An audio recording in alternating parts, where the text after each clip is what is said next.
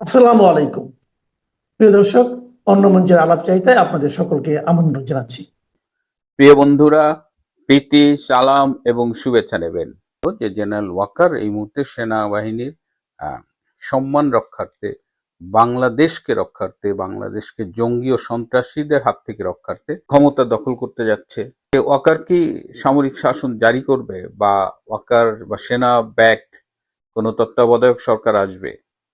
যেমন একটা ধারণা দেওয়া হয় যে সেনাবাহিনীতে বোধহয় জামাত, হিজবুত তাহরির ভর্তি, আহ, মুক্তিযুদ্ধের পক্ষের শক্তি বা পক্ষের সেনা কর্মকর্তার সংখ্যা কম। এটি একটি ভ্রান্ত ধারণা এবং এটি একটি সুপরিকল্পিত অপপ্রচার।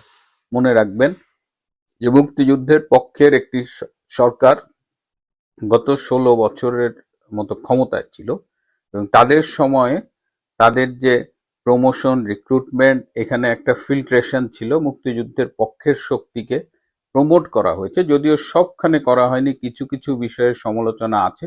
তারপরেও মনে রাখবেন যে বর্তমান সেনাবাহিনীতে 70%-এর বেশি হলো মুক্তিযুদ্ধের পক্ষের শক্তি, এবং এর বাইরে আছে যারা খুব প্রফেশনাল, যারা কোনো দল বা কোনো পক্ষে যেতে চায় না, তারাও এখন এই মুক্তিযুদ্ধের পক্ষের অংশের সাথে সুর মিলিয়েছে। কারণ সেনাবাহিনী, ওয়াকার যেভাবে সেনাবাহিনীকে একদম ধ্বংসের দ্বার প্রান্তে নিয়ে যাচ্ছেন, তাতে প্রফেশনাল অংশটা এটা খুব বেশি পছন্দ করছে না। সুতরাং সেনাবাহিনী মানেই জামাত, সেনাবাহিনী মানেই Hizbut Tahrir, this is a propaganda. মনে রাখবেন যে এটা একটা অসত্য, এটা সত্যি না, এবং এটা ইচ্ছে করে এই প্রোপোগান্ডাটা ছড়ানো হয় এই মুক্তিযুদ্ধের পক্ষের শক্তির মধ্যে একটা বিভ্রান্তি ছড়ানোর জন্য। সামরিক, বেসামরিক সবখানে এই বিভ্রান্তিটা তারা সরাচ্ছে। সুতরাং don't pay heed to this propaganda.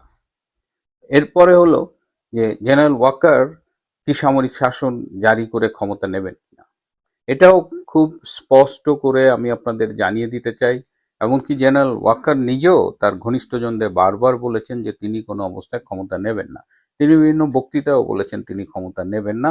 এটা সত্যি, তিনি ক্ষমতা নেবেন না। হয় তার ক্ষমতা নেবার মতো হ্যাডম নেই, অথবা তার অন্য কোনো রাজনৈতিক অভিলাষ রয়েছে। তিনি নিজে রাজনীতি না করলেও আপনারা জানেন যে তিনি একটি রাজনৈতিক ধারার সমর্থক, এবং সেটি হলো জামাতি ইসলামী। তিনি ছাত্র জীবন থেকে এই জামাতি ইসলামীর সাথে সম্পৃক্ত। আর্মিতে গিয়েও তিনি প্রকাশ্যে হয়তো সেভাবে তৎপরতা না চালাতে পারলেও তিনি এই যে জামাতের গোলাম আজমের পুত্র ব্রিগেডিয়ার আজমির খুব ঘনিষ্ঠ ছিলেন। সুতরাং তিনি চাইবেন সেনাপ্রধান হিসেবে জামাতকে যদি পারেন তিনি ক্ষমতায় আনার জন্য সহায়তা করবেন। সুতরাং তার পক্ষে সামরিক শাসন জারি করা সম্ভব না। যে জেনারেল ওয়াকার এই মুহূর্তে সেনাবাহিনীর সম্মান রক্ষার্থে, বাংলাদেশকে জঙ্গি ও সন্ত্রাসীদের হাত থেকে রক্ষার্থে একটা ভূমিকা রাখবেন, কিন্তু সেই ভূমিকাটি তিনি রাখেননি। তাকে বলা হয়েছিল, তাকে অনুরোধ করেছিল অনেক সেনা অফিসার, সিনিয়র এবং মিড লেভেল অফিসার তার সাথে দেখা করে তাকে অনুরোধ করেছিল যে he should intervene. He didn't agree, তিনি রাজি হয়নি। আরো স্পেসিফিক ভাবে 10-12 জন সেনা কর্মকর্তাও তার কাছে গিয়েছিলেন এবং তাকে বলেছেন যে স্যার, সেনাবাহিনী এবং দেশ দুটোকেই রক্ষার ঐতিহাসিক দায়িত্ব আপনার উপরে পড়েছে। আপনি যদি কোনো সিদ্ধান্ত নেন, বাংলাদেশ সেনাবাহিনী আপনার পেছনে থাকবে। তিনি চুপ করে শুনেছেন, কিন্তু তিনি কোনো রিয়াকশন দেননি। ঘনিষ্ঠ মহলে তিনি বলেছেন যে আমি হার্টের রুগী, আমি অসুস্থ হয়ে পড়ছি, এত চাপ তো আমি নিতে পারছি না, কি ঝামেলার মধ্যে আমি পড়লাম। এবং এমনও হয়েছে যে রাত 1টা পর্যন্ত জেনারেল ওয়াকার তার অফিসে মিটিং করেছেন, একের পর এক মিটিং করেছেন। সেনাবাহিনীর অনেকগুলো গ্রুপ ছোট ছোট ভাগে বিভক্ত হয়ে তার সাথে মিটিং করেছেন। ফয়জুরের নেতৃত্বে একটা গ্রুপ, অমুকের নেতৃত্বে একটা গ্রুপ, তমুকের নেতৃত্বে একটা গ্রুপ। এর বাইরেও তিনি অনেক গ্রুপের সাথে মিটিং করেছেন এবং রাত 1টা পর্যন্ত মিটিং করেছেন। তো কিন্তু তিনি শুধু শোনেন, কিন্তু তিনি কোনো কাজ করেন না। তার মনের ভেতরে কি লুকিয়ে আছে সেটা তিনি জানেন এবং ঈশ্বর জানেন, এবং আমাদের যতটুকু ধারণা সেটা হলো জামাত প্রীতি, এবং তিনি জামাতের লক্ষ্যেই কাজগুলো করছেন। এখন আরো অনেক কিছুই শোনা যাচ্ছে যে আমাদের একটা ধারণা ছিল যে সেনাবাহিনী বোধহয় জাতিসংঘ শান্তি মিশনে তাদের পার্টিসিপেশনটা এনশিওর করার জন্য জুলাই আগস্টে জেনারেল ওয়াকার একটা স্ট্যান্ড নিয়েছিলেন। বাংলাদেশের অন্তর্বর্তী সরকারের জাতীয় নিরাপত্তা উপদেষ্টা এখন মার্কিন মুলুক সফরে আছেন। নির্বাচনের মাত্র ৩৩ দিন আগে ডক্টর খলিলুর রহমানের ওয়াশিংটন সফর ঢাকার রাজনৈতিক ও কূটনৈতিক অলিন্দে বহুমুখী জল্পনার জন্ম দিয়েছে। বাংলাদেশের গণমাধ্যম এবং সরকার প্রেস উইং মূলত ট্রাম্প প্রশাসনের নতুন বাণিজ্যিক শুল্ক নীতি এবং বিতর্কিত ভিসা বন্ড সংক্রান্ত জটিলতা নিরসনের উপর জোর দিচ্ছে। অন্যদিকে কয়েকটি ভারতীয় সংবাদ মাধ্যমের খবরে বলা হচ্ছে, আসন্ন জাতীয় সংসদ নির্বাচন এবং আঞ্চলিক নিরাপত্তা সংক্রান্ত কয়েকটি বিষয় আলোচনার জন্য খলিলুর রহমানকে তলব করেছে মার্কিন কর্তৃপক্ষ। বাংলাদেশের অন্তর্বর্তী সরকারের পক্ষ থেকে বাণিজ্য শুল্কের বিষয়ে গুরুত্ব দেওয়া হলেও যুক্তরাষ্ট্রের রাজনৈতিক বিষয়ক under secretary of state Alison Hooker এবং দক্ষিণ ও মধ্য এশিয়া বিষয়ক মার্কিন সহকারী পররাষ্ট্রমন্ত্রী পল কাপুরের সঙ্গে জনাব খলিলুর রহমানের যে বৈঠকটি হবার কথা রয়েছে, সে বৈঠকের আলোচ্য সূচিতে বাণিজ্য ইস্যুটি নেই, বরং অ্যালিসন হুকার 1 মাস আগে ইন্দো প্যাসিফিক অঞ্চলের নিরাপত্তা ইস্যুতে ভারত সফর করেছিলেন। কূটনৈতিক সূত্রগুলো বলছে, সে সফরের আলোচনা থেকে আসা বেশ কিছু ইস্যু নিয়ে আলোচনার জন্যই মার্কিন মুলুকে ডাক পড়েছে বাংলাদেশের জাতীয় নিরাপত্তা উপদেষ্টার। আর এই ইস্যুগুলোর সাথে ভারত ও বাংলাদেশের পরস্পর সম্পর্কিত বেশ কিছু ইস্যু আছে বাংলাদেশের নির্বাচন ইস্যু। বৈঠকটিতে দক্ষিণ ও মধ্য এশিয়া বিষয়ক বিশেষ দূত ভারতে নিযুক্ত মার্কিন রাষ্ট্রদূত সার্জিও গোরের উপস্থিত থাকার কথা থাকলেও জরুরি প্রয়োজনে মিস্টার গোর নয়াদিল্লি চলে গিয়েছেন। এই বৈঠকে বাংলাদেশের পক্ষ থেকে বড় ইস্যুটি হলো ট্রাম্প প্রশাসনের অবৈধ অভিবাসনের বিরুদ্ধে কঠোর অবস্থানের অংশ হিসেবে যুক্তরাষ্ট্রে অবৈধভাবে বসবাসরত প্রায় 5,000 বাংলাদেশিকে ফেরত পাঠাতে চায় ওয়াশিংটন। নির্বাচনের আগে যাতে এমন বড় সংখ্যক বাংলাদেশিকে ফেরত না পাঠায় সেটি নিশ্চিত করতে চায় ঢাকা। বাংলাদেশের প্রধান উপদেষ্টা দপ্তর থেকে অন্তর্বর্তী সরকারের জাতীয় নিরাপত্তা উপদেষ্টা বা এনএসএ এর রোহিঙ্গা সমস্যা ও অগ্রাধিকার বিষয়ক উচ্চ প্রতিনিধি ডক্টর খলিলুর রহমানকে যে জিও বা গভর্নমেন্ট অ্যাপ্রুভাল দেওয়া হয়েছে, সেখানে দেখা যাচ্ছে জনাব খলিলুর রহমান 8 থেকে 12 ডিসেম্বর দুটি দেশ সফর করবেন। দেশ দুটি হলো সংযুক্ত আরব আমিরাত এবং মার্কিন যুক্তরাষ্ট্র। বাংলাদেশের গণমাধ্যমগুলোতে খলিলুর রহমানের মার্কিন যুক্তরাষ্ট্র সফরের খবর প্রকাশ পেলেও তিনি কেন সংযুক্ত আরব আমিরাত সফরে গিয়েছেন সেটি সম্পর্কে কিছু জানানো হয়নি। দুটো দেশই তার সরকারি সফর হিসেবে বিবেচিত হচ্ছে। ডক্টর খলিলুর রহমানকে যেদিন জিও দেওয়া হয়, সেদিন আরও 2জন সরকারি কর্মকর্তাকে জিও দেওয়া হয়েছে। 6 জানুয়ারি ইস্যু করা জিওতে দেখা যাচ্ছে প্রধান উপদেষ্টার মুখ্য সচিব এম সিরাজউদ্দিন মিয়া এবং জাতীয় নিরাপত্তা উপদেষ্টা খলিলুর রহমানের সিনিয়র কনসালটেন্ট মোহাম্মদ মোস্তাইন বিল্লাহ একদিনের জন্য সংযুক্ত আরব আমিরাতে সরকারি সফরে যান। দিনটি হলো 8 জানুয়ারি। দৈনিক প্রথম আলোর খবরে বলা হয়েছে, নতুন বছরের শুরুতে মার্কিন president Donald Trump remittance, visa ও ভ্রমণের ক্ষেত্রে কড়াকড়ি সিদ্ধান্ত নিয়েছেন। ট্রাম্প প্রশাসনের কঠোর 2 সিদ্ধান্ত অন্যান্য বেশ কয়েকটি দেশের মতো বাংলাদেশের জন্য নতুন চাপ হিসেবে বিবেচনা করা হচ্ছে। এমন এক প্রেক্ষাপটে জাতীয় নিরাপত্তা উপদেষ্টা খলিলুর রহমান 5 দিনের সফরে ওয়াশিংটন গেছেন। ঢাকা ও ওয়াশিংটনের কূটনৈতিক সূত্রগুলোর বরাত দিয়ে পত্রিকাটি জানিয়েছে, আগামী মাসে অনুষ্ঠেয় জাতীয় নির্বাচনের আগে জাতীয় নিরাপত্তা উপদেষ্টার এই সফরে দেশের গণতান্ত্রিক উত্তরণের প্রক্রিয়ায় নির্বাচন, রাজনৈতিক পরিস্থিতি এই বিষয়গুলো অগ্রাধিকার পাবে। এছাড়া যুক্তরাষ্ট্রের সঙ্গে সম্পর্ক শুল্কের আলোচনায় যেসব সিদ্ধান্ত হয়েছে তার পর্যালোচনার প্রসঙ্গ এই সফরের আলোচনায় আসবে। 8 জানুয়ারি বিকেলে ওয়াশিংটন ডিসিতে ডক্টর খলিলুর রহমান মার্কিন বাণিজ্য প্রতিনিধি রাষ্ট্রদূত জেমিসন গ্রিয়ারের সঙ্গে সাক্ষাৎ করেন। তিনি ইউএসটিআর এর সহকারী ব্র্যান্ডন লিঞ্চের সঙ্গেও একটি আলাদা বৈঠক করেছেন। গ্রিয়ারের সঙ্গে সাক্ষাৎকালে ডক্টর খলিলুর রহমান বাংলাদেশ ও যুক্তরাষ্ট্রের মধ্যে বাণিজ্য ব্যবধান হ্রাসের অগ্রগতি সম্পর্কে জানান। তিনি বলেন, পারস্পরিক বাণিজ্য চুক্তি আনুষ্ঠানিকভাবে বাস্তবায়নের আগেও বাংলাদেশ যুক্তরাষ্ট্র থেকে আমদানি উল্লেখযোগ্যভাবে বাড়িয়ে বাণিজ্য ব্যবধান হ্রাসে বড় পদক্ষেপ নিয়েছে এবং চুক্তির কিছু গুরুত্বপূর্ণ দিক বাস্তবায়ন করেছে। বাংলাদেশের অন্তর্বর্তী সরকারের পক্ষ থেকে দাবি করা হয়েছে, ডক্টর খলিলুর রহমান ইউএসটিআর কে পারস্পরিক শুল্ক বর্তমান 20% থেকে হ্রাস করার প্রস্তাব দিয়েছে। রাষ্ট্রদূত গ্রিয়ার এই প্রস্তাবটি ইতিবাচকভাবে বিবেচনা করতে সম্মত হয়েছে বলে সরকারি বিজ্ঞপ্তিতে জানানো হয়েছে। মার্কিন কন্টেন্ট ব্যবহার করে পোশাকের উপর মার্কিন পারস্পরিক শুল্ক কমানো বা বাতিলের বিষয়ে ডক্টর রহমানের প্রস্তাব গুরুত্ব সহকারে বিবেচনা করার বিষয়ে একমত হন। সরকার বলছে উভয় পক্ষই হাতে গোনা কয়েকটি বিষয় দ্রুত সমাধানে সম্মত হয়েছে, যাতে পারস্পরিক শুল্ক চুক্তি চূড়ান্ত এবং দ্রুত কার্যকর করা যায়। ডক্টর খলিলুর রহমান যুক্তরাষ্ট্রে রওনা দেওয়ার আগে মার্কিন ভিসা বন্ডের তালিকায় বাংলাদেশকে অন্তর্ভুক্ত করার খবর গণমাধ্যমে প্রকাশিত হয়েছে। দৈনিক প্রথম আলোর খবরে বলা হয়েছে, এই প্রেক্ষাপটে যুক্তরাষ্ট্রের ভিসা বন্ডের তালিকায় বাংলাদেশকে অন্তর্ভুক্ত করার বিষয়ে জেমিন গ্রিয়ারের দৃষ্টি আকর্ষণ করেন খলিলুর রহমান। জাতীয় নিরাপত্তা উপদেষ্টা এ সময় ইউএসটিআরকে বলেন, যুক্তরাষ্ট্র থেকে পণ্য আমদানি সহ ব্যবসা বাড়াতে বাংলাদেশের ব্যবসায়ীদের দেশটিতে ভ্রমণ এর মধ্যে বেড়েছে।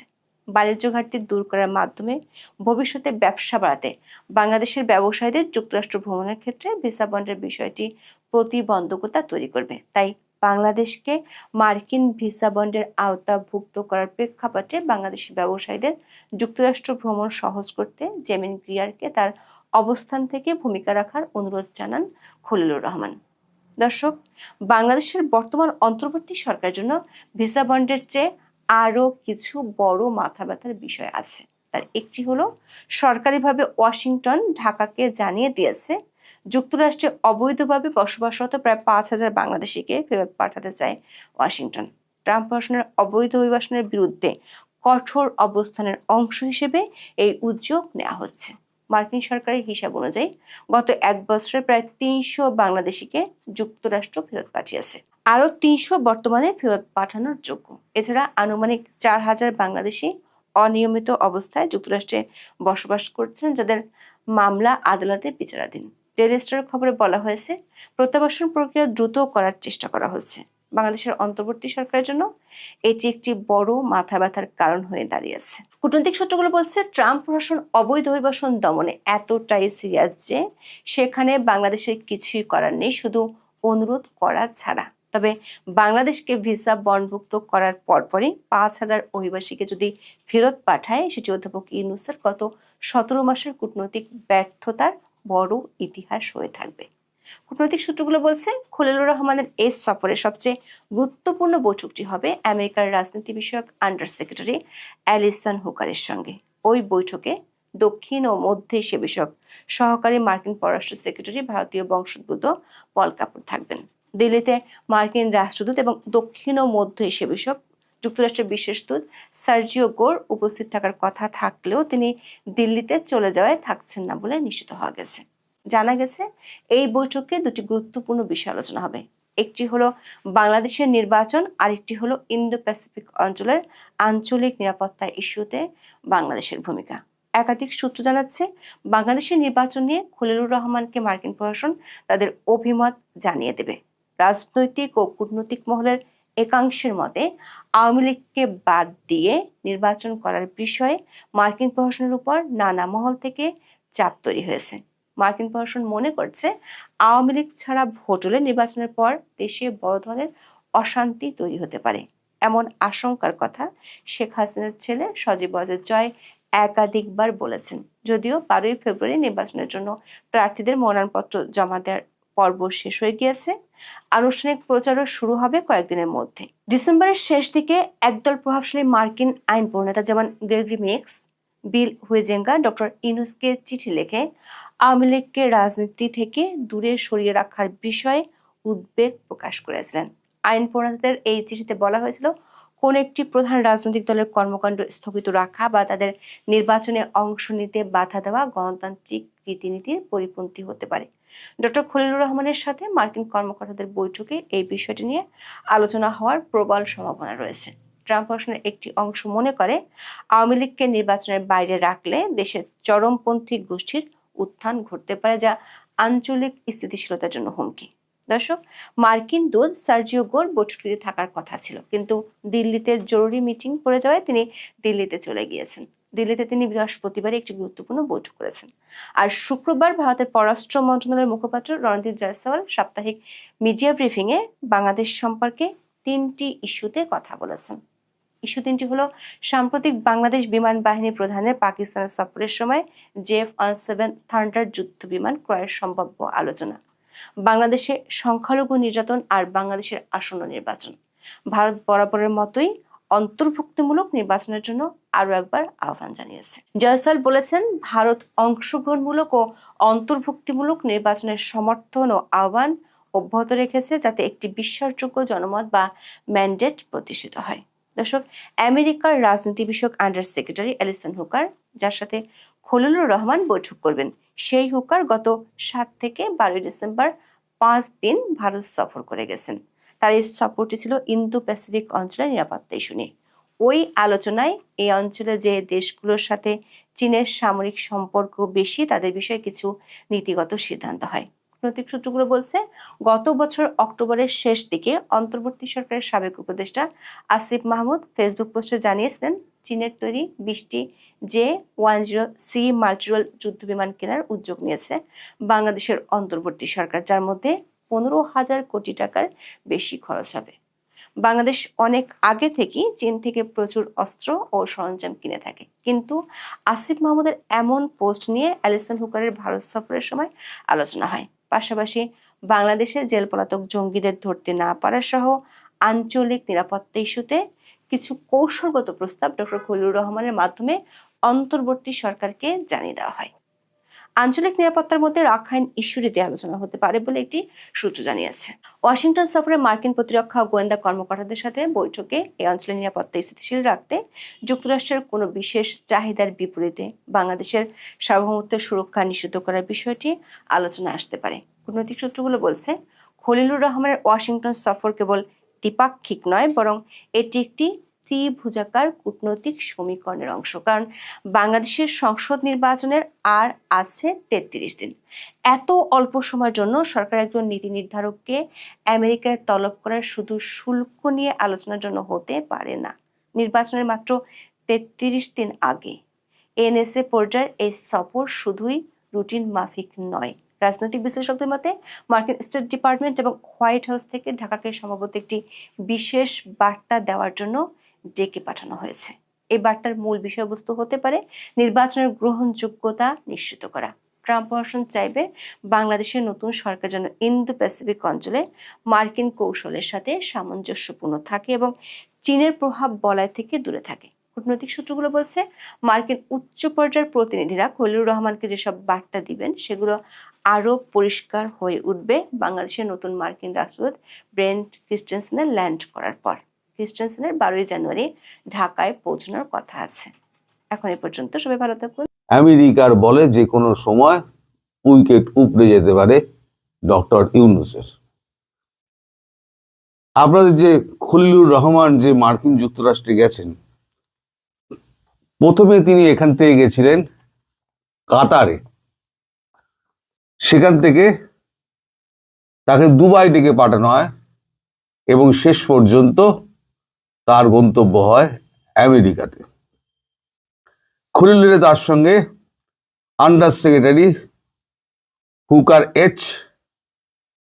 তার সঙ্গে কথা হয়। তারপরেতে জেমসন গ্রিন, ইনি হচ্ছেন ইউএস স্টেট রিপ্রেজেন্টেটিভ, তার সঙ্গেও কথা হয়েছে।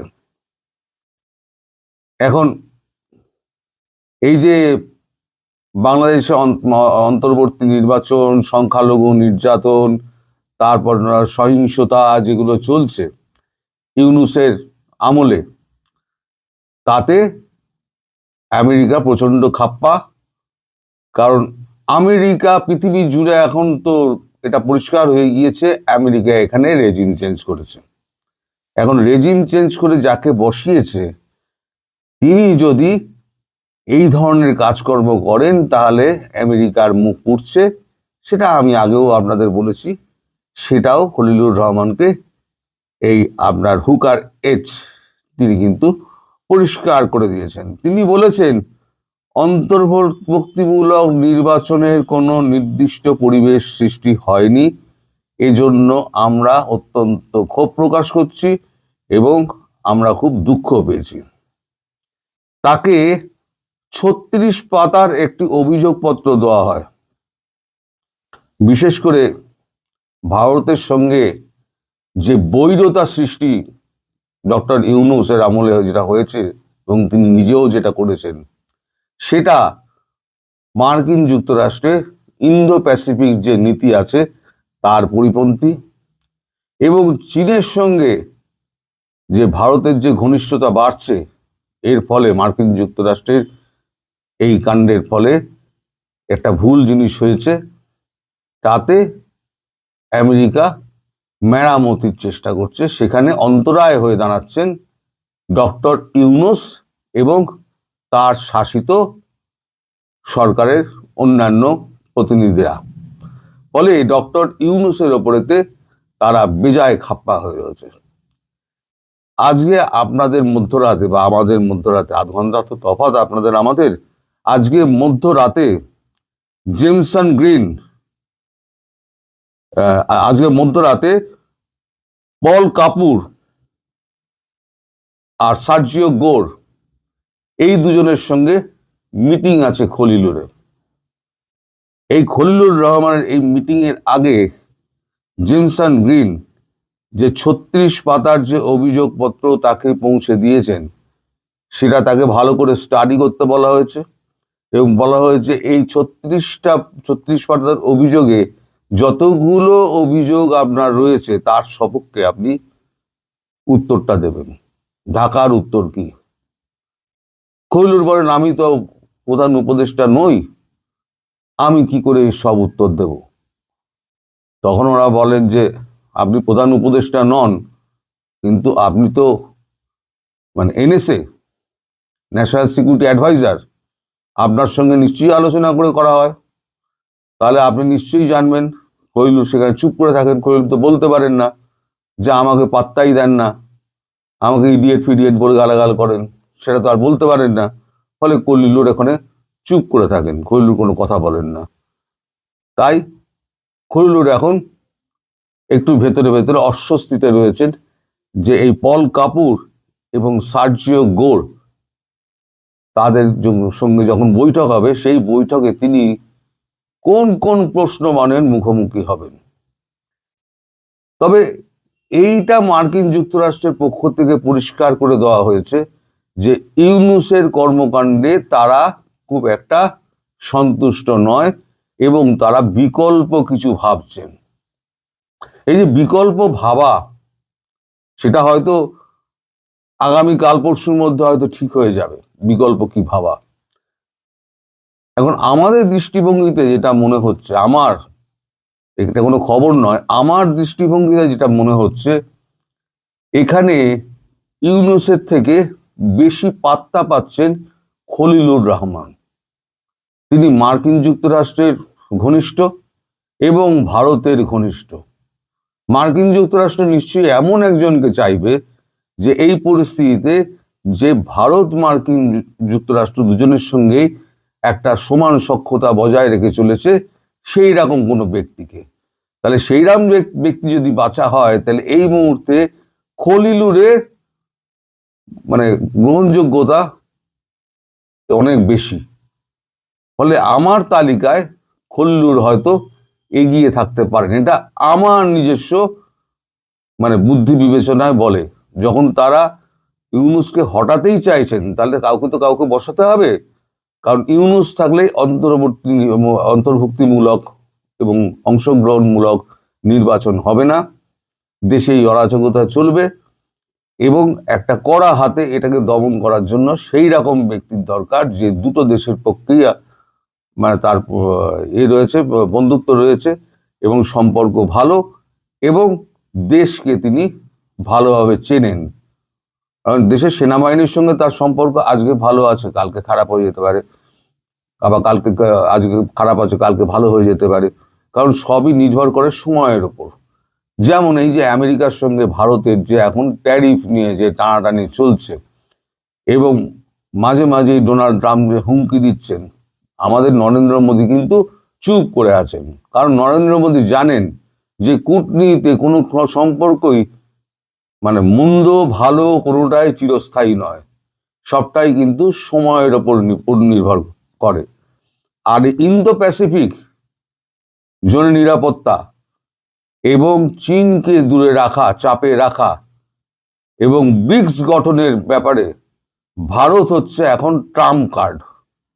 ভারতকে যদি চটানো হয় তাহলে কিন্তু মার্কিন যুক্তরাষ্ট্র এই দক্ষিণ পূর্ব এশিয়ায় পুরো একেবারে একা হয়ে পড়বে, আর তার কোনো রকম মানে এইখানে প্রভুত্ব খাটানোর কোনো রকম মানে এই থাকবে না, রাস্তাই থাকবে না। ফলে এই চীনের প্রতি প্রভাব কমানো, এই যে আপনাদের প্লেন কেনার কথা হচ্ছে, কিনবে কি কিনবে না সে তো পরের কথা। পাকিস্তান থেকে ওই ঝরঝরে লরঝরে প্লেন যে করে উঠবে সে কটাই কয়েকদিনের মধ্যে ক্র্যাশ করবে, পাইলটগুলোর ফালতু ফালতু প্রাণ যাবে। আর চীনে যে বিমান কেনার কথা হচ্ছে, কিনুক বা নাই কিনুক, প্রস্তাব তো গেছে, একটা 30 মিলিয়ন একটা প্রস্তাব নাকচ হয়েছে, কিন্তু এই প্রস্তাবটা তো পাকিস্তানও স্বীকার করেছে এবং বাংলাদেশের আপনার নৌপ্রধানও পাকিস্তানে দাঁড়িয়ে স্বীকার করেছেন যে আমরা মাল্টি রোল ওই যে আমরা কিনছি, যেটা চীনের তৈরি, পাকিস্তান শুধু যন্ত্রাংশটা জোরে, পাকিস্তান নিজে কিছু করে না, এটা ছুঁচো বানায় না পাকিস্তান। তো বাংলাদেশ সেক্ষেত্রে পাকিস্তানের থেকে অনেকটাই এগিয়ে আছে। বাংলাদেশে তবু কিছু উৎপাদন হয়, কিছু রপ্তানি হয়, পাকিস্তানে কিচ্ছু তৈরি হয় না, কিচ্ছু রপ্তানি হয় না। ফলে পাকিস্তান হচ্ছে একটা ভাঁড়ের দেশ, যেটা হচ্ছে পুরো আর্থিক সহায়তার উপর চলে, মানে ভিক্ষাবৃত্তি করে চলে। তো এখন আগামীকাল এই যে পল কাপুর এবং সার্জিও গোর তাদের যে সঙ্গে যে খলিলের মিটিং আছে, সেই মিটিংয়ে পরিষ্কার হয়ে যাবে যে আগামী দিনে মার্কিন যুক্তরাষ্ট্র কাকে বসাতে চলেছে। তবে ইউনূস যে একেবারে অপাঙ্ক্তেয় হয়ে গেছেন, ইউনূসের কথা কিন্তু কেউ জিজ্ঞেসও করেন না, ইউনূসকে কিছু বলার কথাও ওনারা বলেন না যে এটা গিয়ে আপনি ডক্টর ইউনূসকে বলবেন।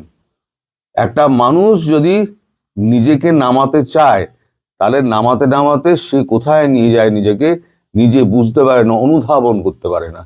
এখন যখন অনুধাবন করতে পারছে তখন কিন্তু আদৌ যদি পেরে থাকেন, অনুধাবন আদৌ যদি পেরে থাকেন, তাহলে পরে তিনি, আমার মনে হয় না খুব একটা বেশি দিন অনুধাবন করলেও তিনি থাকতে পারবেন, আর এই তিনি ড্যামেজ কন্ট্রোল করতে পারবেন।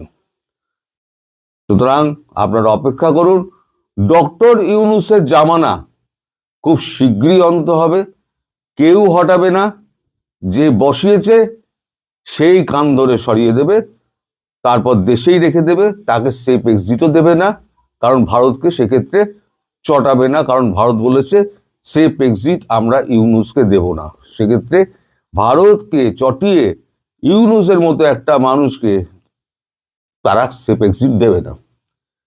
আমেরিকা যতক্ষণ পর্যন্ত আমেরিকার স্বার্থ আছে ততক্ষণ আমেরিকা আপনার বন্ধু, স্বার্থ মিটে গেলে আমেরিকা আপনার দিকে ফিরেও তাকাবে না, এটা সারা পৃথিবী জানে।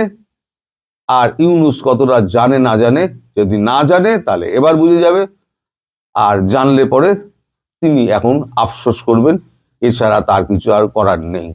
কারণ এখন ওই আপনার বিল ক্লিন্টন, হিলারি ক্লিন্টন, তারা কিন্তু এখন এই ব্যাপারে কোনো কথা বলতে পারছেন না, তাদের এই ব্যাপারটা নিয়ে একদম মুখ চুপ করে থাকতে বলা হয়েছে, মানে ডেমোক্র্যাটদের তরফ থেকে। ডেমোক্র্যাটদের তো অপোজিশন, তারা এবার চাইছে ভোটে জিতে আসতে। ট্রাম্পের আমলে যত ভুল কাজকর্ম হয়েছে সেটা হচ্ছে তাদের ট্রাম্প কার্ড ডেমোক্র্যাটদের কাছে, আর ডেমোক্র্যাটরা এই ভুল শোধরানোর ব্যাপারে হিলারি ক্লিন্টন আর বিল ক্লিন্টনকে কোনোভাবেই অংশগ্রহণ করতে দিচ্ছে না বলে আমাদের কাছে খবর আছে। ফলে আপনারা একটুখানি অপেক্ষা করুন। অন্তর্ভুক্তিমূলক নির্বাচন করতে গেলে আওয়ামী লীগকে আনতেই হবে, সেক্ষেত্রে শেখ হাসিনাকে হয়তো আমেরিকায় এবং ভারত দুজনে নিয়ে গিয়ে বসিয়ে দেবে ওইখানে, বাংলাদেশে হয়তো রাষ্ট্রপ্রধান হিসেবে বসাবে, অথবা আপনার ওখানে এমনি নির্বাচন লড়ার জন্য বসাবেন, সেটা শুধু এখন সময়ের অপেক্ষা। যারা হতাশ হয়েছিলেন, যারা ভাবছিলেন যে আওয়ামী লীগ ফিরবে কি ফিরবে না, ফিরবে কি ফিরবে না, তাদের কাছে এটা একটা সুখবর যে অন্তর্ভুক্তি নির্বাচন করার ব্যাপারে আমেরিকা প্রতিশ্রুতিবদ্ধ, জানিয়ে দেওয়া হয়েছে, ভারত তো বলেই দিয়েছে, এবং শেখ হাসিনা দেশে ফেরার জন্য তৈরি হয়ে আছেন। ক্ষেত্র পুরো সব মানে একদম কমপ্লিট হয়ে গিয়েছে। মানে মানে যে ক্ষেত্রটা তৈরি করার জন্য এতদিন অপেক্ষা করা হচ্ছিল, সেই ক্ষেত্রটা তৈরি করা হয়ে গিয়েছে। এইবারেতে আপনাদের অপেক্ষা করতে হবে, তাহলে পরে আপনারা বুঝতে পেরে যাবেন যে আপনারা কতটা বিপদে আছেন আর কতদিন বিপদে থাকবেন। একটু অপেক্ষা আপনারা করুন। সবাই ভালো থাকবেন, সুস্থ থাকবেন এবং সাবধানে থাকবেন। নমস্কার।